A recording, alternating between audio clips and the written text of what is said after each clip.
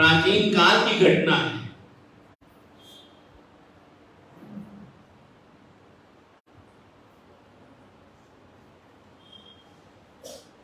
जैसे हर माता अपने पुत्र के प्रति अपना कर्तव्य निभाती, अपना दायित्व निभाती,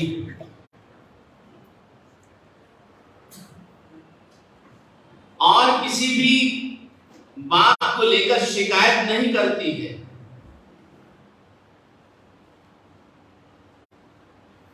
कई परिवारों में ऐसा भी देखा जाता है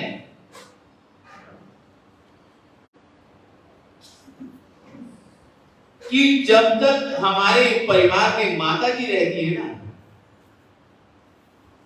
तब तक हमारा परिवार जुड़ा रहता है। जब तक हमारे परिवारों में माता जी जीवित रहती हैं, परिवार हमेशा जुड़ा रहता है। जब घर से माता जी चल बसती हैं, उसके बाद सारा का सारा परिवार बिखर जाता है।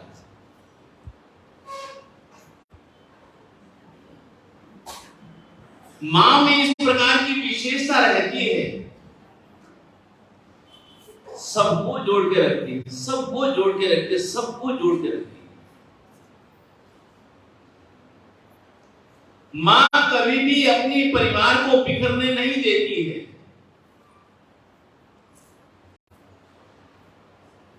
चाहे कैसी भी परिस्थिति क्यों ना आ जाए, फिर भी मां सबको जोड़ करके रखती है। ये हमारी माताओं की विशेषता होती है। लेकिन जो घटना मैं निवेदन करने जा रहा हूं,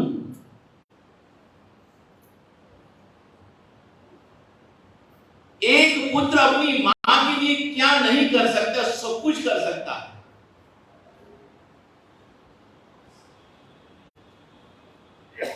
मां के लिए उसे कितने भी खतरों से जूझना पड़े, संघर्ष करना पड़े, वह मां के लिए करने के लिए तैयार है। सचमुच में इस प्रकार की घटना कभी भी कम पड़ने में आती है।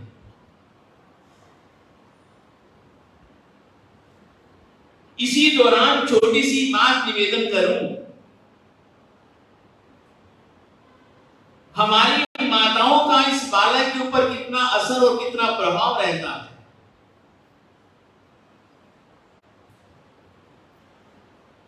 जब हिंदुस्तान में श्री मंगल जैन जी मुसलमानों का शासन था, जिस समय हिंदुस्तान में मुसलमानों का शासन था, उस समय हमारे में 3-4 विभूतियां ऐसी हुई है जिन्होंने उनके साथ बहुत संघर्ष किया। महाराणा प्रताप जी, शिवाजी और उधर गुरु गोविंद सिंह जी, कितना संघर्ष किया, कितना संघर्ष किया, कितना संघर्ष किया। और भी शायद कोई ऐसे कोई महापुरुष व्यक्ति हो गए कि जिन्होंने उनके साथ में संघर्ष किया, हिंदुत्व की उन्होंने रक्षा की। जब गुरु रामदास जी के पास, समर्थ गुरु रामदास जी के पास में जीजीबाई पहुंची कि महाराज, इनका आतंक बढ़ता जा रहा है, इनका साम्राज्य बढ़ता जा रहा है, हमारा हिंदुत्व तो समाप्त हो जाएगा, हमें क्या करना चाहिए। उस समय समर्थ गुरु रामदास जी उनसे बड़ी सुंदर बात कहते हैं कि हे मां, जो भी आपकी होने वाली संतान है, जो भी आपकी होने वाली संतान है, आप उसको अभी से श्री किशोर कुमार जी हनुमान चालीसा का पाठ सुनाया करो। सुंदरकांड का पाठ सुनाया करो। सुंदरकांड में हनुमान चालीसा में हनुमान जी को हनुमान जी के पराक्रम की याद कराई गई है। इसलिए जैसे जैसे आप अपने होने वाली सुपुत्र को हनुमान चालीसा सुंदरकांड का पाठ सुनाओगी, उसमें शौर्य प्रकट होगा, पराक्रम प्रकट होगा। इसलिए हे माता जी, घबराने की कोई जरूरत नहीं है। मां तो हमेशा शक्ति स्वरूपा है, अपनी संतान को जैसा चाहे वैसे उसका निर्माण कर सकती है।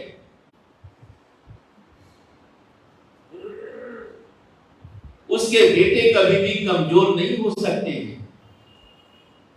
इसलिए माता जी आप बिल्कुल भी घबराओ नहीं, आपकी होने वाली संतान बड़ी पराक्रमी होगी। और वही बात हो गई। कितना संघर्ष किया हम लोगों ने। तो मैं घटना जो बताने जा रहा था, एक राजा थे और उनके जो बेटे ने अपनी मां के लिए क्या नहीं कर दिखाया, सब कुछ उसने कर दिया।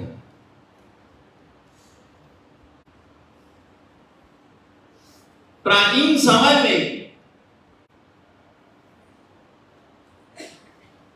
जयवंती नाम की नगरी थी।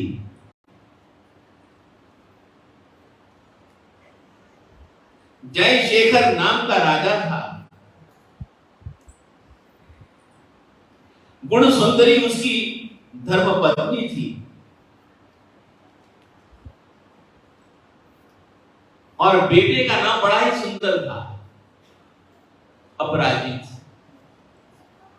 बेटे का नाम अपराजित था।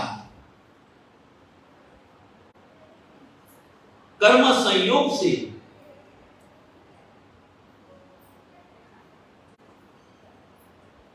कि माता जी को कोई पीड़ा हो गई, माता जी को कोई पीड़ा हो गई, शरीर में व्याधि हो गई। राजा ने उनका जितना करवा सकता था उतना उसने इलाज करवाया, कोई कमी नहीं छोड़ी।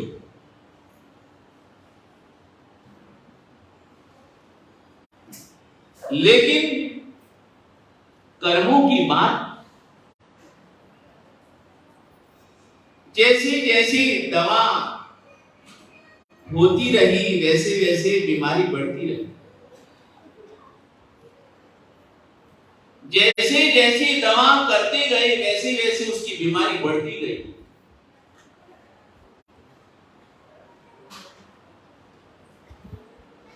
उसी दौरान उन्हें कुछ मालूम पड़ा कि बहुत अच्छे अनुभवी वैद्यराज, अनुभवी वैद्यराज हैं, वही इन्हें ठीक कर सकते हैं, वही इन्हें ठीक कर सकते हैं। यदि उनकी दवाई इन्हें ठीक कर देगी तो दुनिया में और कोई भी व्यक्ति है जो उन्हें ठीक कर सकेगा।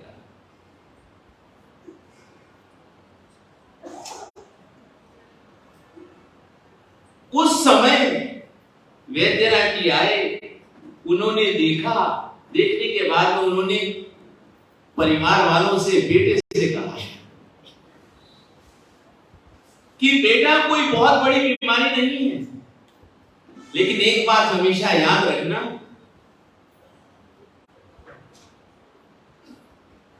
एक बात हमेशा याद रखिएगा, जो व्यक्ति या डॉक्टर परमात्मा का स्मरण करता होगा ना, उसकी दवाई जरूर लागू पड़ती है। क्योंकि उसकी दवाई नहीं होती है, उसकी दवाई दुआ के रूप में होती है। परमात्मा भक्त होना चाहिए, संतों का भक्त होना चाहिए। यदि ऐसा कोई वैद्यराज है या कोई डॉक्टर है, उसकी दवाई हमेशा जरूर लागू पड़ती है। कई बार ये देखा गया है, अनुभव किया गया। तो वैद्यराज ने उस बेटी से कहा, अपराजित से कहा कि बेटा, तुम्हारी माता जी बिल्कुल ठीक हो जाएगी, ये मैं आत्मविश्वास से बात कहता हूं, घबराने की बात नहीं है।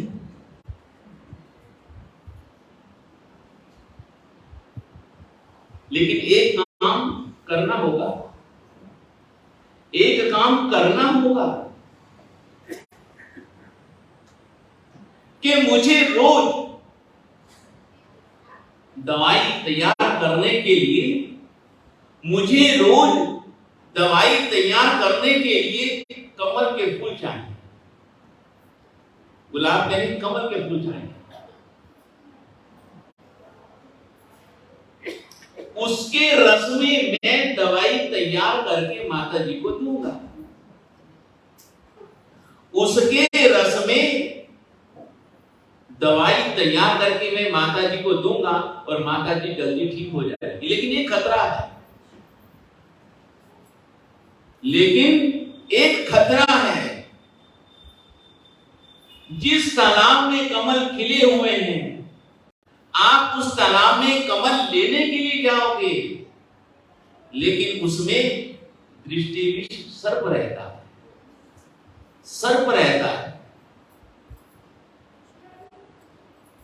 उसने देख लिया तब भी व्यक्ति की मृत्यु हो जाएगी, और यदि उसने डस लिया तब भी व्यक्ति की मृत्यु हो जाएगी, कोई भी उसके बच नहीं सकता। बेटा बुद्धिमान भी था, गुणवान भी था। उसने कहा कि बेटा इतनी सी बात है, अरे ये तो मामूली बात है, इसमें क्या घबराने की बात, सर्प ही तो है ना, चाहे भयंकर से भयंकर सर्प क्यों ना हो। व्यक्ति में श्री पदम की बुद्धि चाहिए, राजेंद्र जी बुद्धि चाहिए व्यक्ति। इंसान हर काम अपने बुद्धि से बना लेता है, अपना रास्ता निकाल लेता है। उसने बुद्धि दौड़ाई और मजा आ गया। उसने क्या किया श्री मंगलचंद जी, कि अकेले नहीं गया, खाली हाथ नहीं गया, खाली हाथ नहीं गया, दूध का कटोरा भर के लेके गया, दूध का कटोरा भर के लेके गया। जैसे ही उसने देखा कि सर्प मेरी ओर आ रहा है, सर्प मेरी ओर आ रहा है, गुस्से में है, क्रोधित है, उसी समय उसने उसके सामने माता ने क्या किया, दूध का कटोरा रख दिया। कटोरी नहीं लेके गया, बड़ा अच्छी तरह से लेके गया, कटोरा ले जाकर के सर्प के सामने रख दिया। और श्री राकेश कुमार जी इतने घोषणा को जोड़ दी, इतनी अकलमंदी से काम किया। लेकिन घटना का जो परिणाम है बहुत सुंदर है। घटना का जो परिणाम है बहुत ही अति सुंदर है। सर्प को दूध पिलाने के लिए कटोरा उसके सामने रख दिया, सर्प दूध पीने लगा। इतने में उसने जाकर के कमल तोड़ लिए, जितनी वैद्यराज जी ने कहा था उतने कमल तोड़ लिए। उसका काम भी हो गया और उसका काम भी हो गया और मौत से बच गए। उसका काम भी हो गया, उसका काम भी हो गया, और आज दिन तक सर्प को किसी ने दूध पिलाया नहीं था। उसका काम भी हो गया, उसका काम भी हो गया, और मौत से बच के हमारा काम भी हो गया। ये होती है अक्लमंदी। जितनी जब तक माता जी स्वस्थ नहीं हो गई,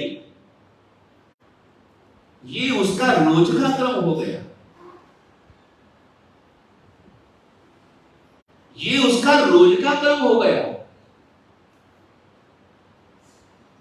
लेकिन यहां पर एक बड़ा ही मनोविज्ञान काम करता है, बहुत मजा आता है। रोज सर्प के लिए दूध लेकर के जाता है, उसको पिलाता है, और फूल तोड़ करके आ जाता है। धीरे धीरे माता जी स्वस्थ हो गई, धीरे धीरे माता जी स्वस्थ हो गई। लेकिन होता क्या है, माता जी तो स्वस्थ हो गई, लेकिन बात क्या बनी कि सर्प को दूध पीने की आदत हो गई। जो कितनी एक बहुत अच्छी घटना है, पढ़कर के प्रसन्न हो गए। पहले जो सर्प तालाब में जो मेंढक आदि होते थे, जो छोटे मोटे जीव जंतु होते थे, उसको खाता था। जब उस सर्प को दूध मिलने लगा पीने के लिए, अब उसे आदत हो गई दूध पीने की। लेकिन धीरे धीरे धीरे धीरे इधर से तो माता जी तो स्वस्थ हो जाती है, लेकिन फिर भी उसने सर्प को दूध पिलाना छोड़ा नहीं। यानी कि कहने का मतलब यह घटना ये कहती है कि सर्प पूर्ण रूप से अहिंसक हो गया। सर्प पूर्ण रूप से अहिंसक हो गया। अब उसने ये मेंढक आदि खाना छोड़ दिया। उस अपराजित ने भी रोज उसको दूध पिलाता है, रोज उसको दूध पिलाता है, रोज उसको दूध पिलाता है, रोज उसको दूध पिलाता है, रोज उसको दूध पिलाता है। धीरे धीरे श्री अनिल कुमार जी सर्प से दोस्ती हो गई। धीरे धीरे उस सर्प से उसकी दोस्ती हो गई। अब ना सर्प को उससे भय लगता है, और ना उस व्यक्ति को, उस बालक को सर्प से भय लगता है। ये अब उसका रोज का क्रम हो गया।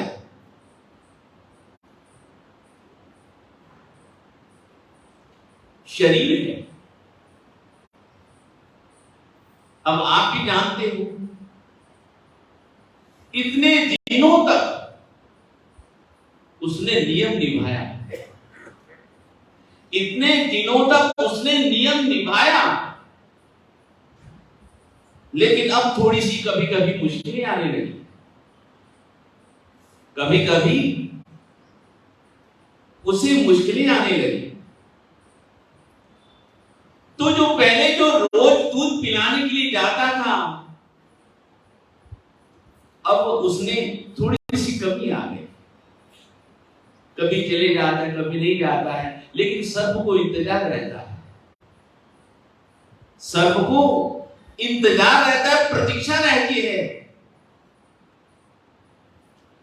लेकिन जहां दो चार उसके सर्प के व्रत हो गए, सीधे तत्व नहीं कर रहा था, व्रत हो गए उसके,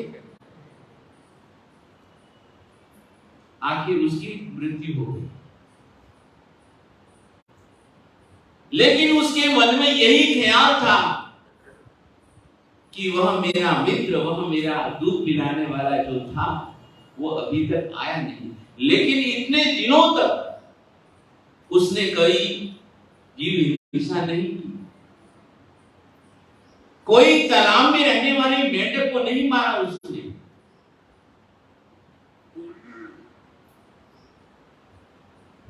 पूरा अहिंसक बन गया था। मृत्यु हो जाने के बाद उसके दिमाग में यही ख्याल आता था कि वह मेरा मित्र 3-4 दिन से मुझे दूध पिलाने नहीं आया। मृत्यु हो जाने के बाद ये अहिंसा का ही प्रभाव था। ये उसके जीव दया का ही प्रभाव था कि वह मृत्यु पाने के बाद में वह अच्छी गति में देवलोक में देव बना। ये छोटे से नियम का, छोटे से व्रत का कितना प्रभाव रहता है, क्यों मगा चलने। आज दिन तक आपने ऐसी घटना शायद ही पढ़ी होगी कि उस व्यक्ति ने सर्प को दूध पिलाते पिलाते पूरा अहिंसक बना दिया। जीव दया प्रेमी बना दिया। उसने अपना मित्र बना लिया। सर्प को कौन मित्र बनाता है? सर्प को कौन अपना मित्र बनाता है? बड़ा मुश्किल वाला काम है।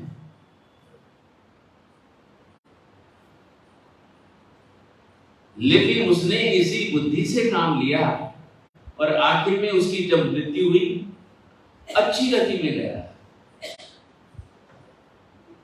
और अच्छी गति, देव गति में जाने के बाद में उसे ज्ञान तो होता ही है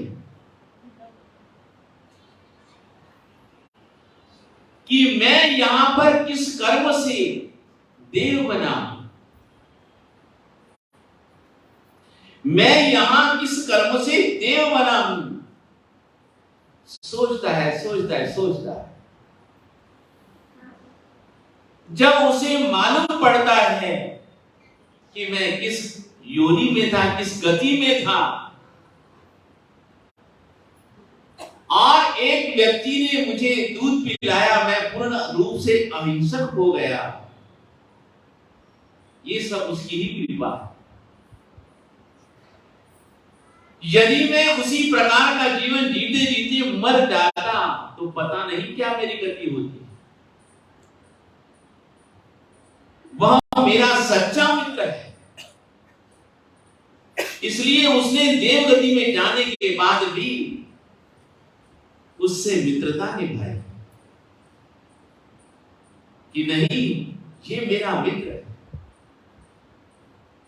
और उसको सहायता करता है, मदद करता है, सहायता करता है, मदद करता है। तो एक छोटी सी घटना ने उनके जीवन में कितना बड़ा भारी परिवर्तन कर दिया। ये होती है मां के प्रति बालक का दायित्व कि बच्चे भी मां की कितनी चिंता करते हैं। घर में और कोई उनकी चिंता फिक्र करे या न करे, लेकिन बेटा या बेटी तो मां की खूब चिंता करते हैं।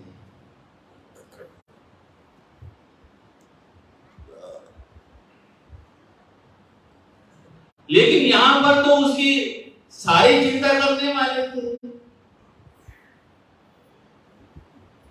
यहां तो उसकी सारे ही चिंता करने वाले थे। पिताजी भी, माताजी भी और गुरुजी भी।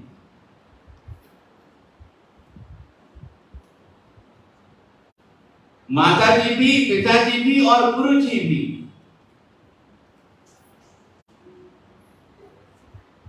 और फिर यदि वो सबसे बड़ी बात है कि हर व्यक्ति अपना अपना नसीब लेकर के आता है।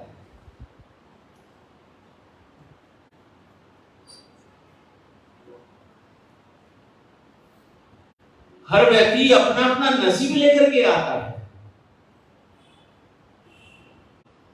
तो कवि बड़ी ही सुंदर बात कहता है, कर्म से भाग्य।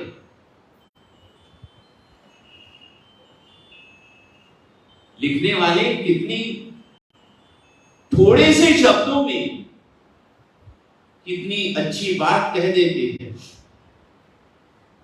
कर्म से भाग्य, भाग्य से कर्म।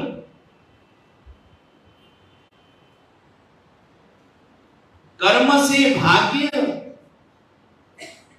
और भाग्य से कर्म। ख्याल आई बात? दोनों का परस्पर संबंध है। कर्म से भाग्य और भाग्य से कर्म, उभय में बीज वृक्ष का धर्म। यानी कि बड़ी सुंदर कल्पना की हमारे महापुरुषों ने।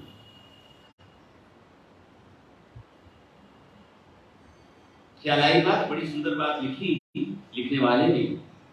कर्म से भाग्य, भाग्य से कर्म। ठीक है, कर्म से भाग्य, भाग्य से कर्म, उभय में बीज वृक्ष का धर्म। अब आपने देखा कि हम भूमि में एक बीज डालते हैं, धीरे धीरे धीरे धीरे वह पौधा हो जाता है, वृक्ष बन जाता है। हमने तो भूमि में एक बीज डाला है, और जब वह वृक्ष बनेगा कितने उसमें बीज उत्पन्न हो जाएंगे, कितने ही बीज उसमें उत्पन्न हो जाएंगे। जितने उस वृक्ष के ऊपर फल लगेंगे, जितने उस वृक्ष के ऊपर फल लगेंगे, उतने ही बीज तैयार। तो इसीलिए महापुरुषों ने बड़ी सुंदर बात लिखी, कर्म से भाग्य, भाग्य से कर्म। बीज से ही वृक्ष उत्पन्न होते हैं, बढ़ते हैं, फलते हैं, फूलते हैं, फिर बीज तैयार हो जाते हैं। क्या है ना बात श्रीपदम जी? एक बीज भूमि में डाला, पेड़ बन गया धीरे धीरे, फिर उसके बाद में फिर बीज उत्पन्न हो जाते हैं। एक बीज से न जाने कितने ही बीज उत्पन्न हो जाते हैं, और जब तक पेड़ रहेगा तब तक न जाने कितने बीज पैदा होते रहेंगे, उत्पन्न होते रहेंगे। इसलिए लिखने वाले ने सुंदर बात लिखी, भाग्य से कर्म, कर्म से भाग्य। लेकिन आश्चर्य की बात यह है कि आप अपना भाग्य लिखते हैं, आप अपना कर्म करते हैं, आप अपना भाग्य लिखते हैं, आप अपना कर्म करते हैं।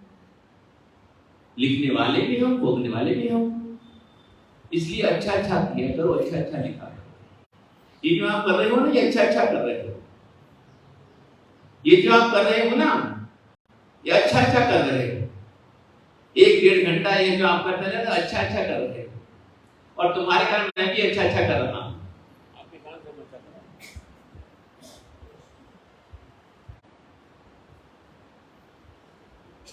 ये तो बात ऐसी होती है ना, सीधी सी बात कहूं कि मैं पढ़ रहा था, जो अपना सामान बेचने वाले होते हैं ना,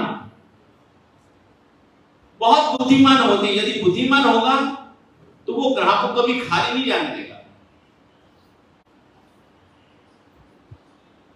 कुछ ना कुछ उसको देकर के ही भेजेगा।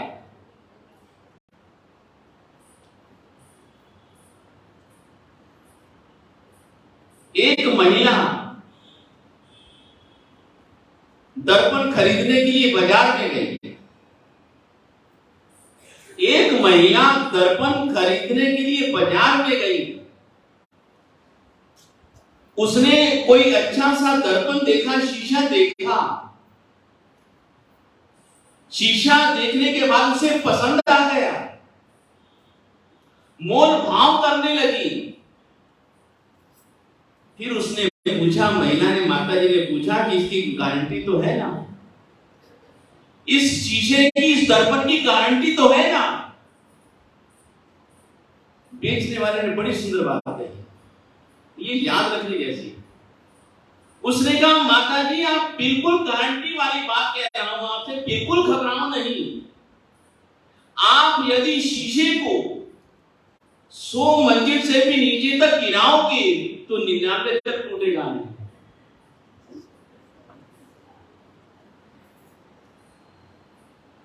यदि आप 100 मंजिल से इस शीशे को गिराओगे तो 99 तक तो टूटेगा नहीं। बाकी 100 की गारंटी नहीं।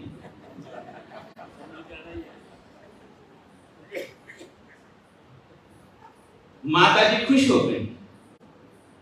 उसने कहा लाओ भाई साहब मुझे दे दो, इतनी गारंटी आप दे रहे हो तो फिर खरीदने में क्या ऐतराज है।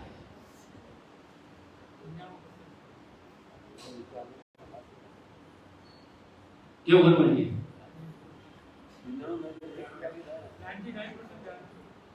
और क्या चाहिए?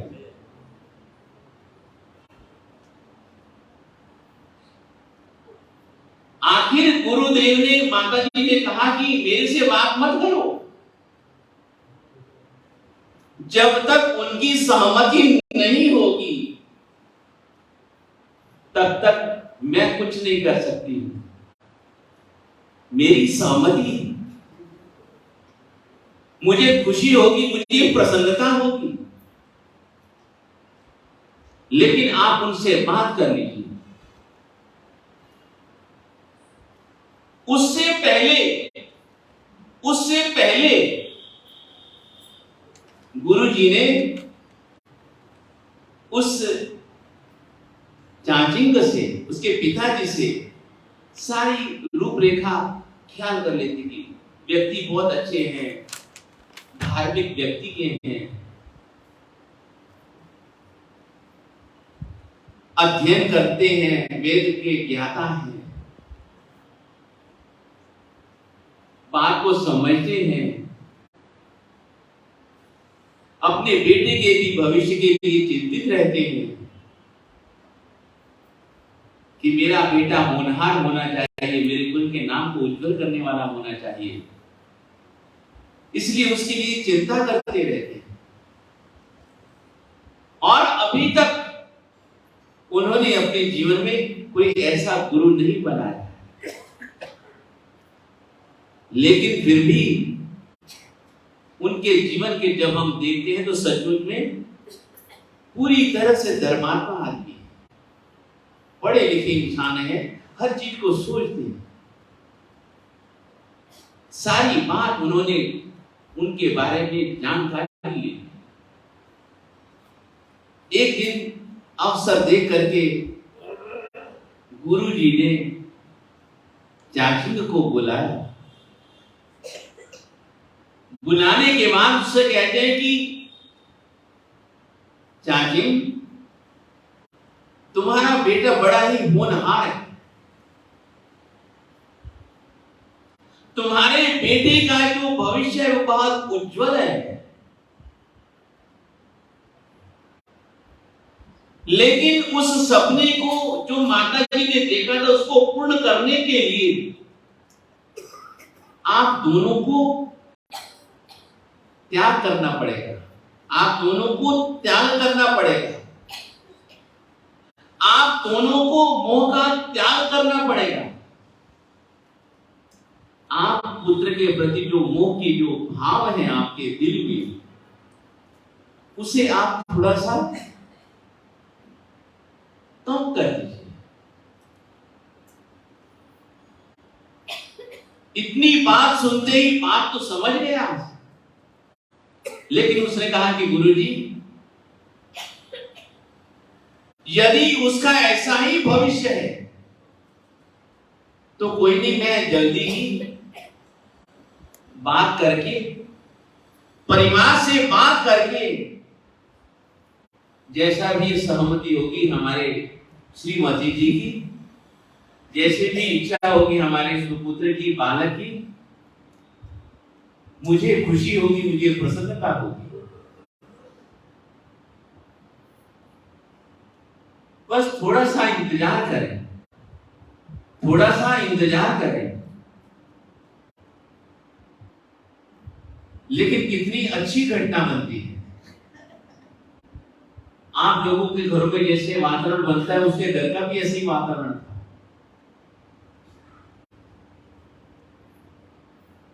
आपके घर में जब छोटे छोटे बच्चे होते हैं, वो मैं आपसे पूछूं, चाहे 4 साल का है, चाहे 5 साल का है, चाहे 3 साल का है, क्या वो रोटी अकेले खाता है?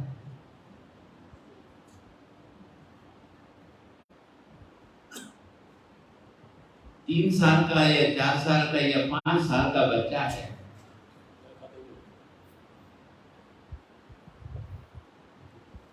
क्या वो भोजन अकेले खाता है? नहीं, कभी मम्मी के साथ, कभी पापा के साथ, कभी मम्मी के साथ और कभी पापा के साथ।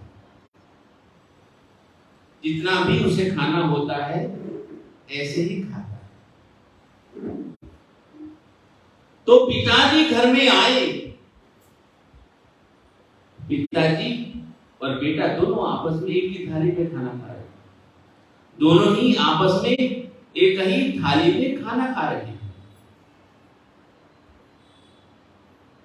खाते खाते खाते खाते खाते खाते पिताजी ने बेटे से पूछा,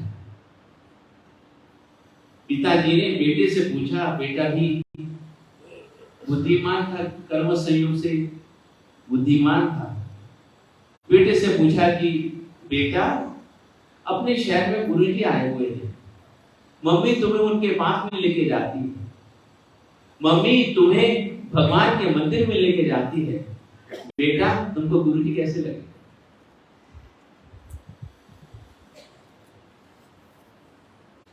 क्या है बात क्या है? पिताजी ने बेटे से पूछा कि हमारे गांव में, हमारे शहर में, हमारी नगरी में गुरुजी पधारे हुए हैं, माताजी तुम्हें मंदिर लेकर के जाती है, गुरुजी के पास में लेकर के जाती है, तुम्हें गुरुजी कैसे लगे? तुम्हें गुरुजी, ये मेरे बारे में मत सोचो, मैं ऐसा कोई काम नहीं करूंगा, और इतना विश्वास दिलाता हूं, मुझे भी विश्वास है, यहाँ तो बच्चे आते ही नहीं, सब आप छोड़ छाड़ करके आते हैं, इसलिए आशा नहीं रखता, लेकिन आप आ जाते बहुत अच्छा लगता है मुझे।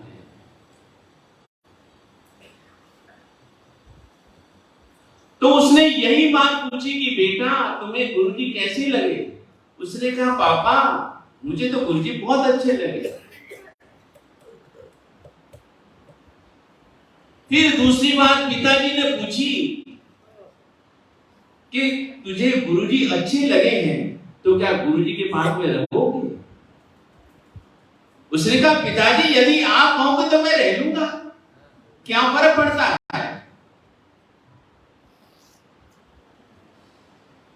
उसने कहा कि वहां मम्मी नहीं मिलेगी, बिना माताजी के रहना पड़ेगा, बिना मम्मी के रहना पड़ेगा।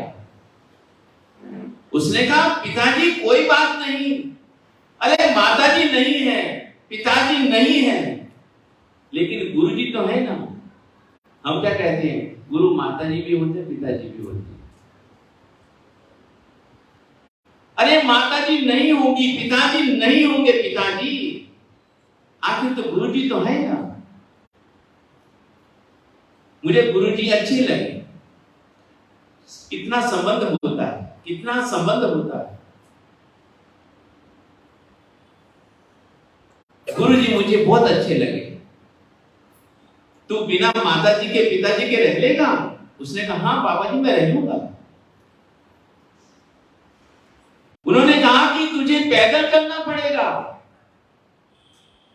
उसने कहा पापा मैं चल लूंगा, इसमें क्या बात है।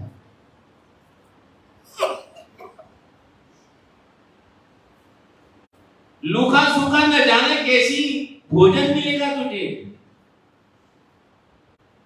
उसने कहा कि जैसे हमारे गुरुजी खाएंगे वैसे मैं भी खा लूंगा। बेटा तू थक तो नहीं जाएगा? बेटा तू थक तो नहीं जाएगा? उसका नहीं, गुरुजी साथ में है तो क्या थकान लगेगी, मैं नहीं थकूंगा। तुझे वहां जाने के बाद माताजी की पिताजी की याद आएगी तो फिर तू क्या करेगा? उसने कहा पापा फिर तो मिलने के लिए आ जाना, फिर आप मिलने के लिए आ जाना। ऐसे करते करते करते करते उसने एक अंदाजा लगा लिया, उन्होंने एक अंदाजा लगा लिया और दोनों आपस में इस निर्णय के ऊपर पहुंचे इस वार्तालाप से इस निर्णय के ऊपर पहुंचे कि हमें तो पुत्र के प्रति ममत्व है, लेकिन पुत्र को हमारे प्रति मोह नहीं। इतना उसने जान लिया। उसने कहा अपनी श्रीमती जी से, पाहिनी देवी से, कि हमें तो पुत्र के प्रति ममत्व है, मोह है, लेकिन पुत्र को हमारे प्रति मोह नहीं है। ऐसा जीव हमारे परिवार में आया है, ऐसी आत्मा हमारे परिवार में आई है।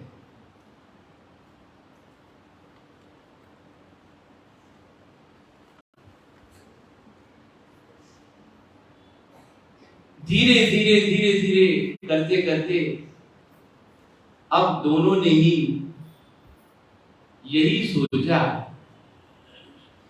गुरु जी के पास में जाकर के उन्होंने निवेदन कर दिया। गुरु जी के पास में जाकर के उन्होंने निवेदन कर दिया, लेकिन फिर गुरु जी कहते हैं कि जो भी निर्णय लेना हो पुत्र मोह में मत करना, उसके उज्जवल भविष्य को लेकर के निर्णय करना, पुत्र मोह में नहीं, उसका हित देखना। इसलिए उन्होंने अपने सुपुत्र को सहर्ष गुरु चरणों में समर्पित कर दिया। उन्होंने सहर्ष गुरु चरणों में उस बेटे को समर्पित कर दिया। समर्पित करने के बाद पिताजी से उन्होंने इतना कहा कि अब इसके जीवन का निर्माण हम करेंगे, अब इसके जीवन का निर्माण हम करेंगे, जैसा हम चाहेंगे वैसा ही इसके जीवन का निर्माण करेंगे। एक बात हमेशा याद रखना, उस गांव का नाम, उस शहर का नाम धंधुका था, और गुरुजी धंधुका से बिहार करके, गुरुजी धंधुका से बिहार करके कहां पहुंच गए?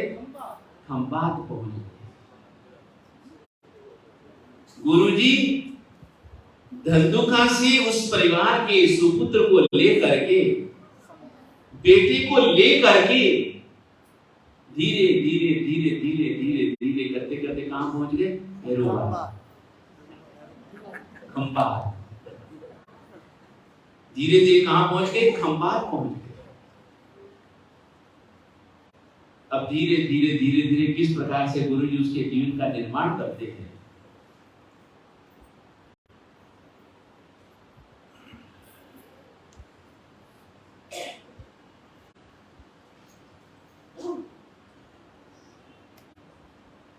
दो लाइनें हमेशा याद रखिएगा, बड़ी प्यारी लाइनें, और हमेशा कोई भी इस चीज से वंचित नहीं। और बात मैं ये कह रहा हूं, गारंटी की बात कह रहा हूं, गुरुमती साहब गारंटी की बात कह रहा हूं। श्री विलास जी, गारंटी की बात कह रहा हूं। लोग आईना कभी न देखते, लोग आईना कभी न देखते अगर उसमें,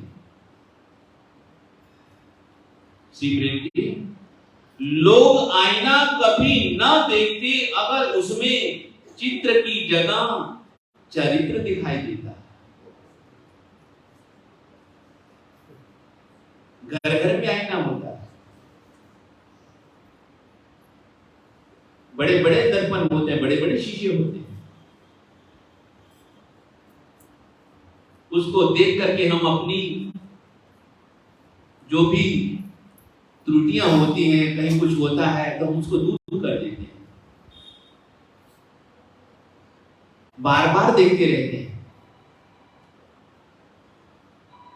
घर में भी देखते रहते हैं, घर से बाहर भी हम देखते रहते हैं।